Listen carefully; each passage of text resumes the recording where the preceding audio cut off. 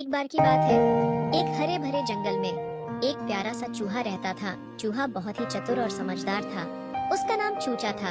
चूचा की सबसे बड़ी ख्वाहिश थी कि वह एक दिन जंगल के राजा बन जाए।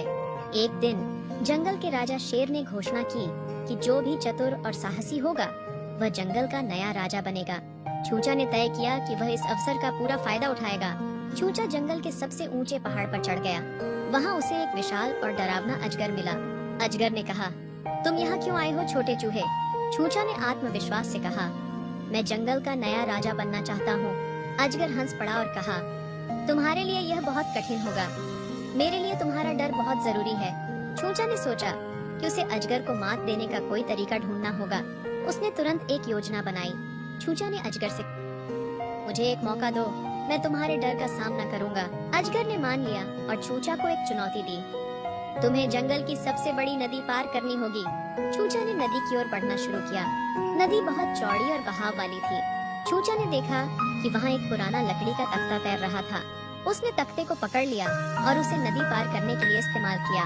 नदी पार करने के बाद चूचा ने देखा कि शेर का सिंहासन चमक रहा था। चूचा धीरे धीरे सिंहासन की ओर बढ़ा। शेर ने कहा, तुमने बहुत अच्छा काम किया है, अब तुम जंगल के राजा हो।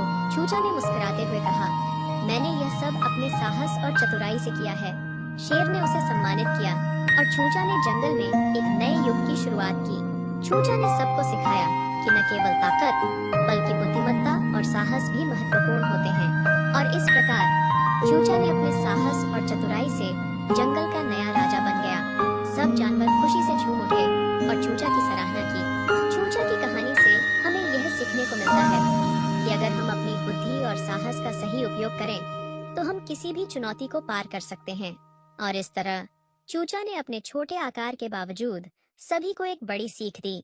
वह कहानी सुनकर अब हम भी अपने जीवन की चुनौतियों का सामना साहस और बुद्धि से कर सकते हैं।